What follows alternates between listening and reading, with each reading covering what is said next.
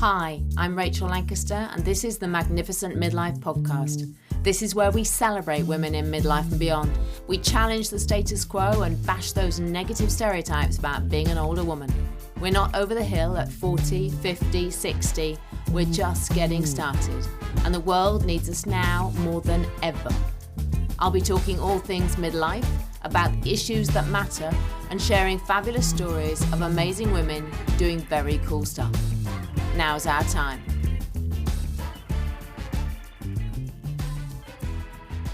My guest today is Mariann Aalda. She's an American actress, a performance artist, a stand-up comedian, and an ageful evangelist. She considers age to be her superpower and is determined that we should all age shamelessly. It's a real pleasure to have you join me. Buckle up, listeners. You are in for a real treat. Welcome, Mariann. Thank you. Thank you, Rachel. Thank you for having me. This is very exciting. We connected on Clubhouse, didn't we? And we were actually talking about ageless. And you are all about being ageful. So what does ageful mean to you? Well, when we talk about being ageless, first of all, I've changed my moniker now. I am now an age anarchist because because I realize that to eliminate ageism, we have to dismantle the social structures that say old is bad and young is good. And, when people talk about being ageless, which is fine, I think one's spirit can be ageless. But I want to give credit to every single year I've been on the planet. So I am age full. I just had a birthday, I just turned 73. And I don't want to take any of that away. I don't want to deny my age, because when we do that, I think we play into the stereotype of ageism. So, for example, when a woman is, or anyone actually, is considered vibrant and vital and energetic, that's attributed to being youthful. Why? Why can't you be vibrant and vital and energetic? I know some pretty dowdy 30-year-olds, who have no energy, and frumpy, no energy. Ugh. So why are we going to attribute those characteristics to youth and being youthful? No, you can be vibrant and vital and energetic at any age. So I think we need to look at some of the way we language things. And I think that would help to dismantle some of the age discrimination that we experience today throughout the world. It's like that term, young at heart, isn't it? People like to think that they're young at heart, but, what does that mean? Right. I am reclaiming the word old, and I want to be old at heart, which doesn't mean deteriorating or dull. It means I've gathered wisdom and knowledge, and I think that's what's important. We need to really, really look at the way we language things and either reclaim some of the terminology or redefine it or just eliminate it altogether. So I'd like to sort of go back now and take a step back and find out how you started out on your whole life journey, really. I know you were a successful TV actress, which was not an easy thing for anyone, but especially as a Black woman. So how did you start doing that? Well, when I was a little girl, growing up in the 50s, you very seldom saw a person of color on television. There were no Black people. And a lot of the other ethnic groups were played by white people with dark makeup on.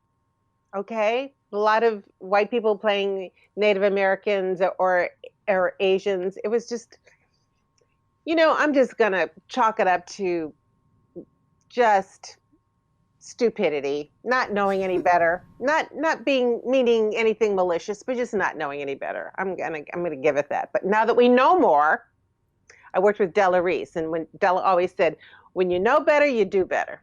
So we know better now, and hopefully we're trying to do better. But anyway, back in the 50s, I was growing up, and I was a big fan of the Mickey Mouse Club. And one of the Musketeers was Annette Funicello. She's Italian. She had olive-colored skin, and she had dark, curly hair. And that was the closest thing as a child that I saw someone that I could identify with who looked like me. And that was it. I wanted to be a Musketeer. I learned all the little Mickey Mouse songs, everything. I mean, to this day, I know. Today is Tuesday, you know what I mean. We're gonna have a special guest. I mean, I remember these ridiculous songs. And although today is Wednesday, but who's counting? When I do motivational speaking and I'm talking to young people, I say the importance of having a big dream, reaching for the stars, is that when you don't make it, you land on the moon, and that's not bad. And the irony is that Mickey Mouse Club used to come on at 4 o'clock. And right before that, The Edge of Night came on. And so my first big television gig was The Edge of Night. So I say, I didn't make it to the stars, but I made it to the moon. And that's not half bad. You know, if you look at the synchronicity of things like that, I think it, and I had auditioned for a lot of soap operas before then, but that was the one that really landed for me. And it was the one that came on right before the Mickey Mouse Club. So I say, yeah, have a big dream. I remember reading an article that was in Psychology Today, and it was talking about a study that was done at Harvard University. And it said that the mind operates holographically. So you create these visions in your mind of what you want, and then the brain acts like a computer to then bring into physical manifestation what you hold in thought. So it's, when you say positive thinking, it's not wishful thinking, it's not magical thinking. There is some science to it. So I think, by the time I got to be in my early 30s, I was way too old for the Mickey Mouse Club, but my brain gave me the next best thing. So, yeah. And from there, I made a great living as an actor. When The Edge of Night was canceled, I moved to California. I did a lot of sitcoms, guest starred on a lot of sitcoms in the 80s. Probably the one I'm most known for is a recurring role that I had on Designing Women as Anthony Bouvier's yuppie from hell girlfriend who was always waiting in the Beamer. I was a series regular on The Royal Family with Red Fox and Della Reese. I played their daughter. And sadly, young Naya Rivera was 4 years old, and she played my daughter. It was just gut-wrenching when she drowned last summer, because that is a really beautiful family. And she was such a sweet girl. So I think Red and Della were waiting for her and embraced her when she made her transition. So I made a good living, and then I did Sunset Beach for a while. That was another role that I recurred on that as Lena Hart, who suffered from Martin syndrome. I had this horrible skin condition that required putting this, it wasn't latex, it was some kind of sugar-based something that required 2.5 hours of makeup every day. Yeah, it was this horrible disease. And then they sent me to an institution. And then when the show was canceled, I was magically cured. They brought me out of the institution. Sherry Saul opens the door and she goes, "Mom, you're cured." And I go, "It was a miracle." I mean, that's soap operas. And then I hit my 51, 52, 53, and everything stopped dropping off. Commercials, my TV career just kind of dried up. And I realized that I had hit my head on that glass ceiling of ageism that befalls so many women in Hollywood. I mean, it just happens. My agent suggested I gain 50 pounds so I could do more character work. And I think what happens, especially if I was I outgrew my category because I was a leading lady. It's like, oh, the pretty girl, what do we do with her now? She's old. She's not pretty anymore. What do we do with her? I mean, that's ridiculous. Um, and the suggestion that my agent made that I should gain 50 pounds to do more character work is also ridiculous because high blood pressure, diabetes, and high cholesterol run in my family. It wasn't worth it to me. But actors have a natural curiosity about human behavior and motivation. So I trained as a hypnotherapist. I spent a year in training to learn how to use it therapeutically. And most of my clients were women in their late 40s, early 50s, suffering from depression. And I realized that they had already been hypnotized into believing that women lose value and social and sexual currency as we get older. Because my practice was in Encino, which is a very wealthy enclave in the Valley in Los Angeles. So these were women who pretty much had everything. They didn't want for anything, but they were unhappy because in their foreseeable future, all they saw was their life going downhill, like their best years were behind them. And I thought, oh no, we've got to do something about this. And the funny thing about hypnosis and the funny thing about actors is that actors tend to be highly suggestible. That's how we are able to create all these fabulous characters. And so the suggestions I was giving to my clients took root in my own subconscious mind. And it became impossible for me to not reclaim my acting career because I couldn't do that anymore because I had to walk by talk. Otherwise, I was being inauthentic. How could I tell somebody to do something that I wasn't willing to claim for myself?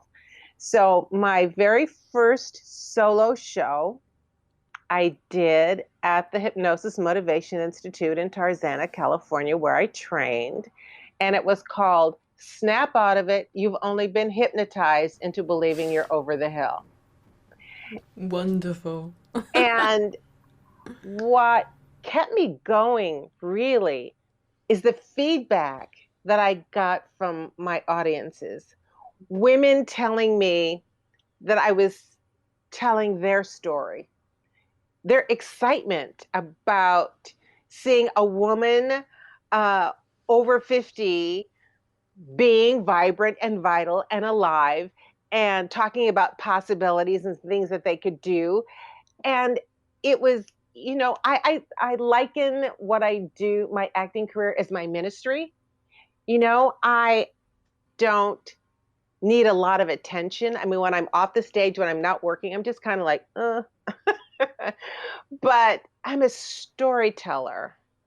And Milton Erickson, who is one of the godfathers of hypnotherapy, talks about teaching tales. And you can change people's minds and belief systems by telling them a simple story that they relate to. As a matter of fact, that's more effective oftentimes because when you try to change a behavior, you can't do it directly because your subconscious will build up a defense against it. But when you tell a story, you accept it more easily. And if you can laugh about it, if it's something with humor in it, you're totally defenseless. And it sinks into your subconscious mind. And then you go, wow, suddenly you start having a change in your thought and belief about what is possible. So, yeah, that's why I do what I do now. And through Clubhouse, I'm meeting a lot of people in the entertainment industry, younger people who are now running Hollywood, these 40-somethings who are now running Hollywood. And I have to say, it's really nice to be remembered because I go into these rooms and they go, welcome, Queen. I go, Queen, who, me? What are you talking about? Me? And I was telling a friend, I said, it's very strange being treated with such reverence. I say, suddenly I realized I'm a historical Black figure. And I'm going, Yeah. what? How is that? But, when I started playing Dee Dee Bannister on The Edge of Night, I was one of the first African-American daytime soap opera heroines. Mm-hmm. And, now, the fact that I was born in 1948, it's like me and Harriet Tubman, it's like, I think it's funny because I don't think of myself that way, but it is nice to be well thought of and remembered, and to have that validation by audiences. I was going to say, I like that about Clubhouse in that it gives everyone a voice. It feels like a very democratic, inclusive platform to me because, anybody who can embrace it, and you're obviously an early adopter, as am I, and you're not frightened of technology at any age, and you jump on in there and have a go. But we can then have a voice, and I think it's actually really a great platform for older women. I like it in that respect because we are judged on just what comes out of our mouths and not how we look or how we present or our backdrop or anything. It's literally, it's what we say, isn't it? Which I think is really rather refreshing. Yeah, it is. And I think as women, we get a chance to form a community. And I think women are nurturers, and we form communities. Like I was telling you about my tribe of friends in California. I think that's important to us, and we connect in that way. And I love Clubhouse. I think it's a fabulous platform. I know I think Mark Cuban is coming up with Fireside, and Twitter is starting an audio platform, as is Facebook. But right now, I'm committed to Clubhouse. I've met. It's funny because I have made friends on Clubhouse that we have decided that we're going to visit each other at some point. How lovely. We because you just connect on a level that is, first of all, it's mental and intellectual, and then it gets to be emotional and almost spiritual. It's a spiritual connecting that you find like minds and sort of a sisterhood, which I think is what makes Clubhouse great. And you're right, for older women, it is fabulous. I mean, menopause has to be trending every day on Clubhouse. Yes, I agree. There are an awful lot of us talking about menopause on Clubhouse. There's a lot of that. Well, I go into some of these rooms, but I realize at 73, I've been there, done that, got the t-shirt. I have matriculated through menopause. And I am now, and I didn't really realize that until I was in these rooms, and I realized that I am now embracing my elderhood. I remember when I turned 60, I thought, well, this is interesting. I'm old now. And I looked at getting older with curiosity. And I thought, it's like going to a new country. I'm going like, well, I'm old now. What do they do here? What are the traditions? What do people eat here? What happens here? And when you embrace it like that, it's when you embrace anything with curiosity, I think that is the key to longevity. And another Harvard study that was done at Harvard that said that people who have a positive image of growing older live on average 7.5 years longer than people with a negative image. Well, that takes the cake right there. I mean, you have to stay positive about getting older because, damn it, I want those 7.5 years. I'm getting my 7.5 years, and I am a cancer survivor, so I'm really going after those 7.5 years. And one of the lessons that I got with my cancer, I thought, well, wait a second, I'm healthy, I exercise, I eat right. What caused this cancer? And I did a meditation, and I had a conversation with my body. And I said, okay, what is the lesson in this? What is the message that I need to know? And the message that I got back, because the body does have its own intelligence, the message that I got back was, I show more compassion towards other people than I do to myself. I am harder on myself and less forgiving of myself than I am of other people. And I thought, oh shit, I've got to change that. Um, and I became more what would be considered selfish. I became more protective of my boundaries. For a little bit, it felt very uncomfortable to say no or not saying yes to things that I didn't want to say yes to. Just saying yes out of habit. Oh, yes, I'll do that. And I started saying no first. The thing about saying no is that it gives you a little bit more time to think about it. You can always say yes later, but it's hard to come back from a yes to say no. No, or let me think about it, is my first response as opposed to an automatic yes, which would be, I think probably my upbringing, my childhood, and my Catholic schoolgirl training probably contributed to some of that, about wanting to be a good girl and wanting to be a nice person and wanting to be well thought of. And I thought, what kind of advice would I give to a friend? Take that advice, Mariann, and be kinder and better to yourself. And I think that made all the difference in the world in my attitude. So I would say, when some people say there's a gift in challenges, there's a gift in cancer, that was my gift. I think it's so important. I mean, I'm always talking about curiosity and what can I learn from everything. It's just, it opens everything up, doesn't it, in a different way, if we can stay open, if we can ask those questions, and if we can think, yeah, what am I going to learn from this? It's so important. Yeah. So what else did you learn from having the cancer, and how did you deal with it on a day-to-day basis when it happened to you, and how have you changed your life since? Well, apart from saying no.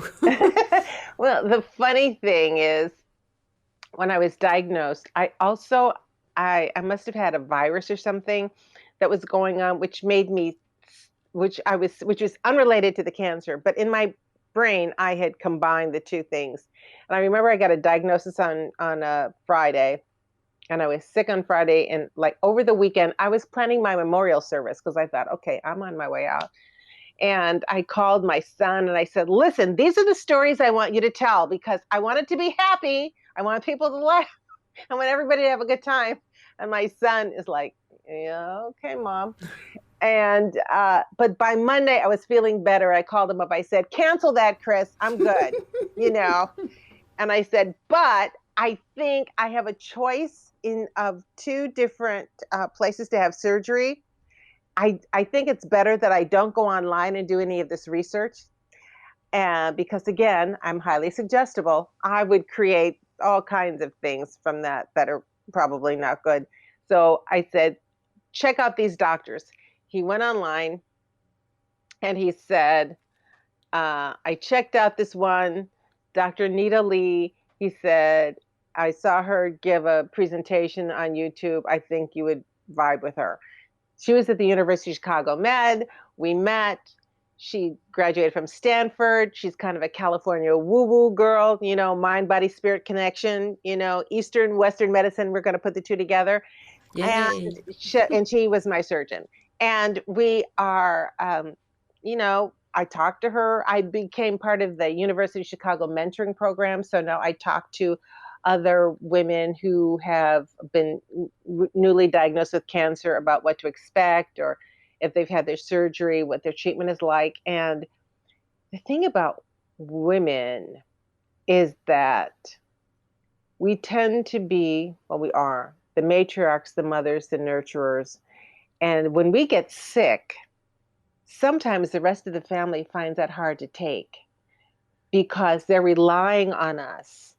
And so when we become vulnerable, it triggers their own fears. So sometimes they act like, oh, mom's fine. She's so fine. They act like nothing ever happened. So sometimes it's hard for us to get the support we need, not because people are ignoring us or they're mean to us, but because they're afraid.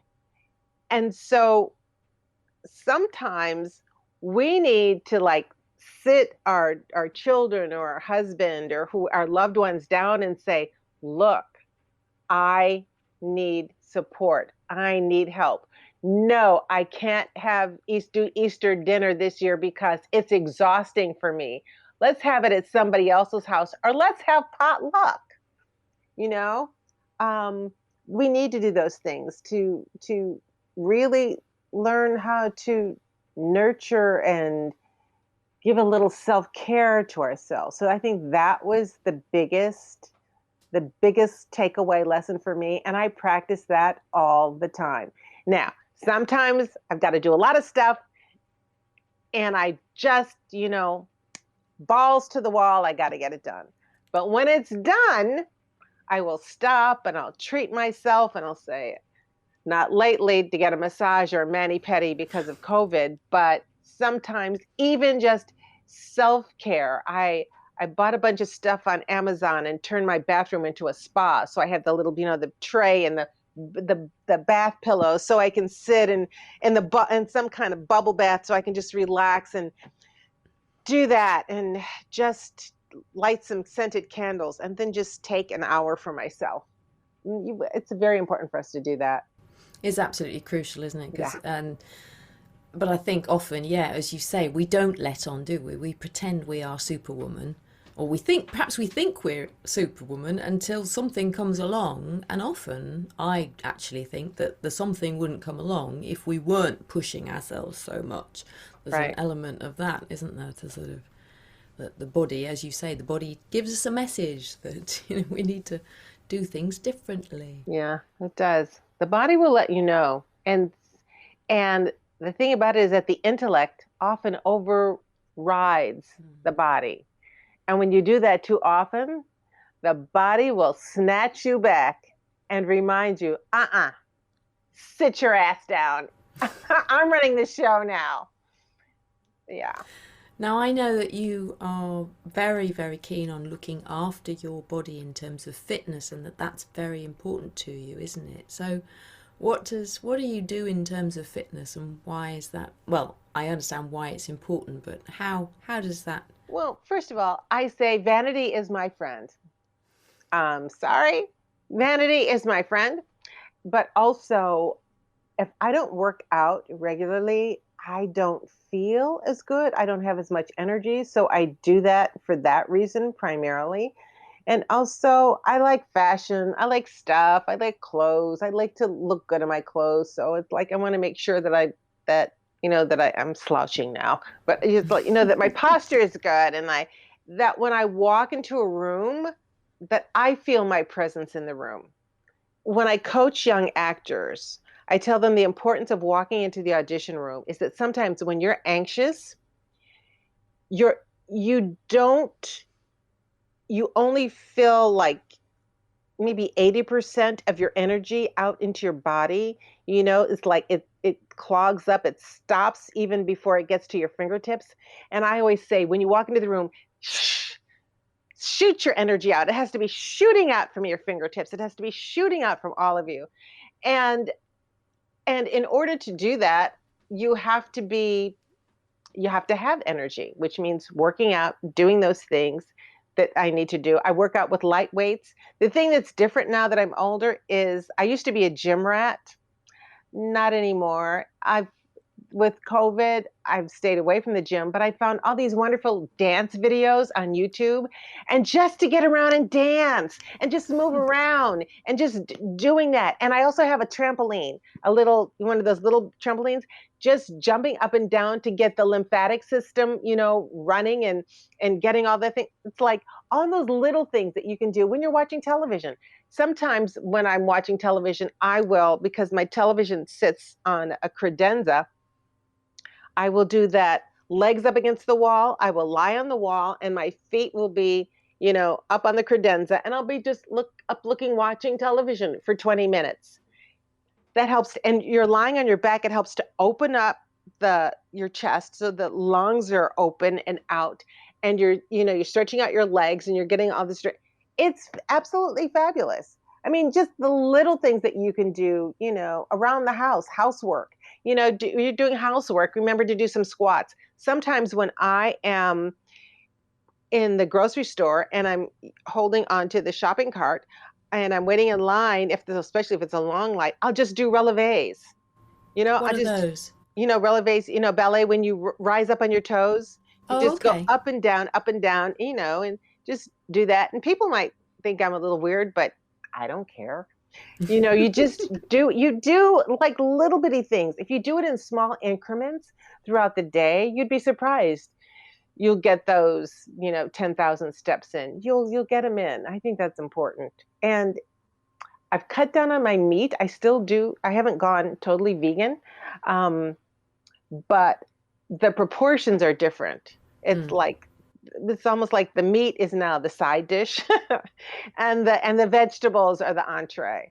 But I also love vegetables. So what do we need to change about the world to enable women to age shamelessly? Okay. First of all, what we need to do is stop being ashamed of getting older. There is so much shame. Women, you ask a woman her age and she gets very coy. Well, I'm a woman of a certain age. That's why I make a declaration.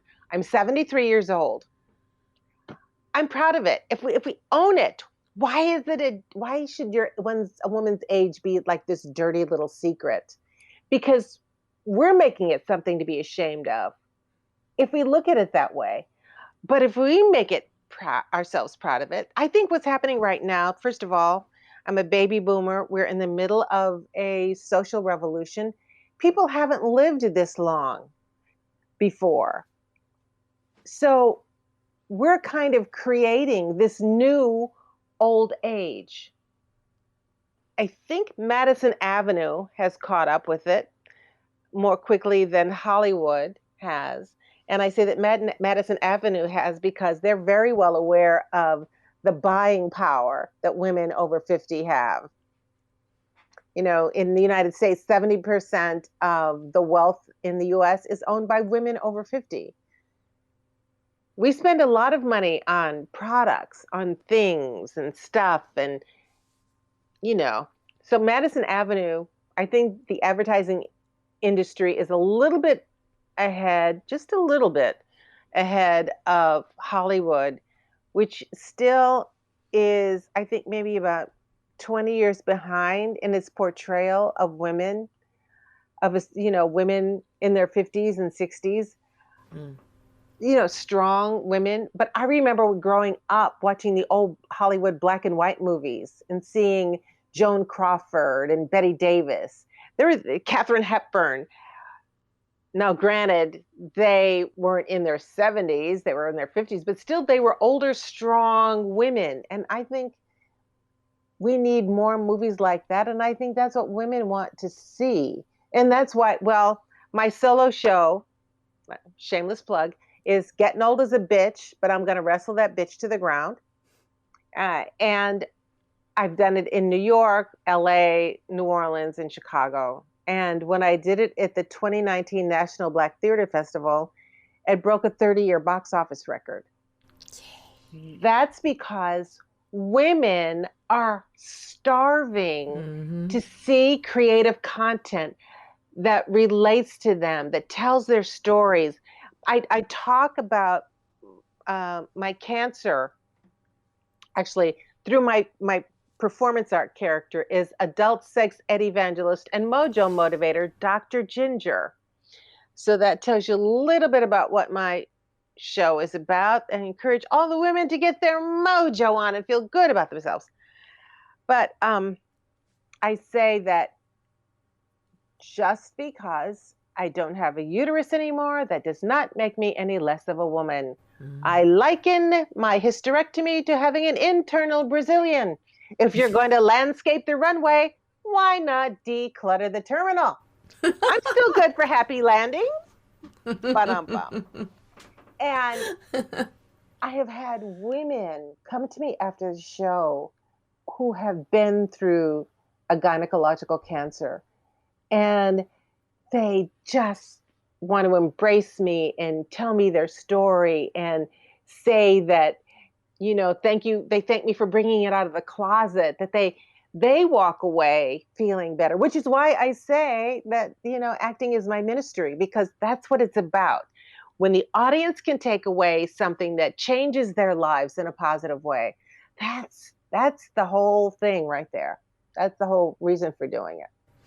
And it's interesting, you were saying before about there being so many people on Clubhouse talking about menopause, or the shame starts so early for women, doesn't it? There's Yes. shame around age, and then menopause, it just seems to be this big lump of shame that is then put onto women, or that women themselves take on. And then it just sort of seems to get worse. But I think, we have a responsibility as well to say, we're not going to accept this. It might have been the status quo before. It might be what society has taught us, that we lose our value as we age and go through menopause, or because we've lost our uterus, or whatever it might be. But we can reclaim that, can't we? We can take it back and really say, no, quite frankly, just no. Absolutely. We have much more usefulness than just being an incubator. Hell yeah. and we should. And what about the women who choose not to have children? Yeah. That's something we do. We can give birth. We have that capacity. It's a capacity. It's not who we are. Mm-hmm. Absolutely. And it does not define us. And I'm reading a book now, The Athena Doctrine, and it projects prophecies that women are about to rule the world. And it said that in every country with female-dominated countries are doing much better. When growing up in the 70s and 80s and working in corporate America, which I did at the very beginning before I became an actress, the way a woman got ahead was to be more like a man, to assume certain male dominant characteristics. Why is that? I think, why are not female dominant characteristics, which men have too, the anima and the animus, which are more nurturing, more compassionate, more loving? Why wouldn't that work better in corporate America? Why? And I think that is starting to change now. I think if anything, the pandemic, people are working at home more. I think people are asking themselves more questions. It's like, I've been on this hamster wheel for so long, I never even gave it much thought. Well, now that I'm off the hamster wheel, let me rethink this. And I think a lot of things are going to change, and for the better. If we don't, we're going to be in a lot of trouble, this world. But I do believe that we are in the middle of a big change, historical change, that I think is hard for us to recognize and appreciate it because we're in the middle of it. But I think historians, I don't even know what name they're going to give it. We had the Renaissance, we had all different periods of history. We are in the middle of a period of history that we won't know what it was all about until maybe 10 years from now at the very earliest. But and it's hard to kind of figure out what the rules are because we're making them up right now. We're changing the rules. We're changing the game. So I'm curious to see what happens. That's what keeps me going. I think, I want to live to be a ripe old age just because I'm so damn nosy. I want to know how this movie is going to turn out. So, I will take good care of myself so I get a chance to do that. And meanwhile, I'm buttering my popcorn with a little butter is good for you. That's fine. And a little salt. A little salt as well. A little salt, or maybe olive oil and a little sea salt. So how can older women make sure that they stay in the game? That's interesting. As an actress, I found it difficult to stay in the game in television. But I think you need to learn how to pivot, determine what the marketplace needs. I knew that there was an audience that was not being catered to. So I started writing plays and doing sketch comedy and doing stand-up comedy to cater to that audience, to serve that audience. A friend of mine I said to him once, I said, Randy, if I knock on a door and it doesn't open, I'm just going to go to another door until I find one that opens. And he said, yeah, but remember, Mariann, sometimes you can go back to the first door because people move. And the important thing is, I love television. It's as a medium, I think it's a great place to work. I love the hours. I love the community of working with people. I did not become an actor to become a solo show artist, which is what I've been doing now. And so I've been doing other things. But because I've stayed active, because I have a certain amount of audience equity from my television career, because I've stayed relevant, because I've continued to act, because I've created things for myself, I have something now to offer to the industry. So I think maybe it's time for me to knock on that TV door again and say, hello. So I think so whatever industry a woman is in, and you see that a lot on Clubhouse, there are so many women who have left corporate America, who are entrepreneurs, who are starting their own businesses as coaches and building things, making things, just, making their own oils and stuff like that. They are soaps and just all kinds of things that women are doing. You have to, first of all, do something that you're passionate about and that makes you feel good, and then figure out how you're going to make money off of it. You have to have both. Turn your passion, turn your hobby, if you can find a way to turn in the thing that you love to do, figure out how to make money. That's what we can do. That's how we stay relevant and stay current. There was an interview with Sigourney Weaver that I saw maybe 20, 30 years ago. And she talked about a book called The 500-Year Delta. It's a Harvard Business publication. And in it, she said, and I bought the book, I read it, this is the only thing anybody needs to know. And keep in mind, this book was written 30 years ago, so it's even more true today. It said that, don't waste all of your energies trying to get into the game, because there are gatekeepers at every point trying to keep you out and protect the people who are already in the game. They don't need any more players. You can go away. And it said, but through fate or circumstance, if you happen to get into the game, by the time you've gotten there, the rules have changed because things are moving so quickly. It said, instead, expend all of your energies into becoming the ball that everyone wants to play with, because then they'll come after you. And that's what women, need to do. And that means taking ownership of your future and making decisions not out of fear, but out of passion and purpose. Thank you for listening to this episode of the Magnificent Midlife Podcast. If you enjoyed it, please subscribe or follow, share it, and I'd love a 5-star review. It really helps other listeners find the podcast. You can find out more information about this episode in the show notes at magnificentmidlife.com. That's also where you can access one-to-one mentoring with me, my membership program, and other resources to help make your midlife magnificent. Make the most of your next chapter. Help me change the world, one magnificent midlife woman at a time.